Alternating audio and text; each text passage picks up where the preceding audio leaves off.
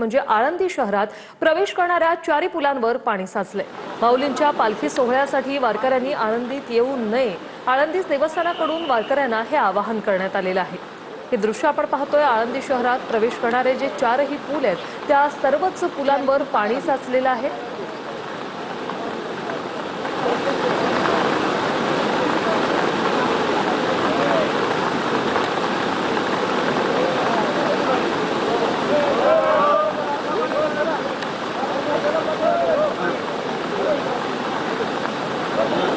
दीपक काबरे आमचे प्रतिनिधी आपल्यासोबत थेट जोडले गेलेले आहेत। दीपक, आपण पाहतोय आळंदी शहरात प्रवेश करणाऱ्या या चारही पुलांवर पाणी आहे, मोठ्या प्रमाणात पाणी साचलंय। काय आहे सद्यस्थिती?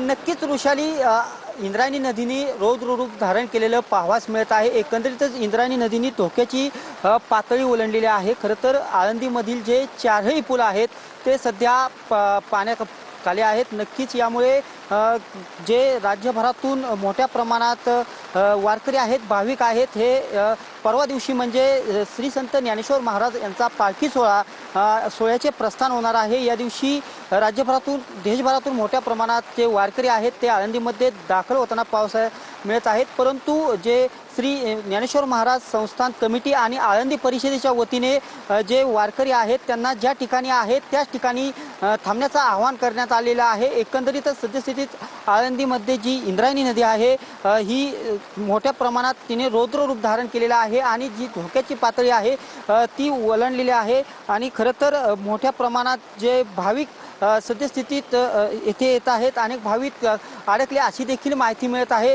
प्रशासनाच्या वतीने देखील मोठ्या प्रमाणात काम चाललेलं आहे। आपण पाहू शकता की आळंदी जी नदी आहे त्याच्या शेजारी जो पूल आहे तेथे देखील जे पोलिसांच्या प्रशासनाच्या वतीने जे बॅरिकेड लावण्यात आलेले आहेत, कोणत्याही स्वरूपाचा अनुचित प्रकार घडू नये यासाठी पोलिसांच्या वतीने सतर्कता घेतली जात आहे। एकंदरीतच कालपासून मावळ पट्टा असेल किंवा वरील पट्ट्यामध्ये जोरदार पाऊस पाहावयास मिळत आहे। साहजिकच त्यामुळे इंद्रायणी नदी आहे, या इंद्रायणी नदीने सद्यस्थितीत रौद्र रूप धारण केलेलं पाहावयास मिळत आहे।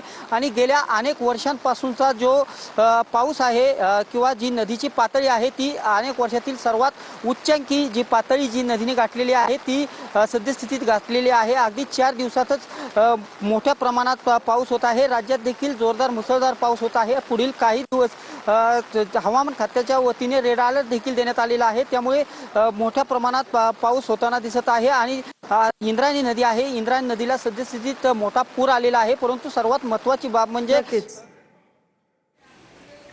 नक्कीच आळंदी शहरात प्रवेश करणाऱ्या चारही पुलांवर मोठ्या प्रमाणात पाणी साचलेलं आहे। त्यामुळे वारकऱ्यांनी आळंदीत येऊ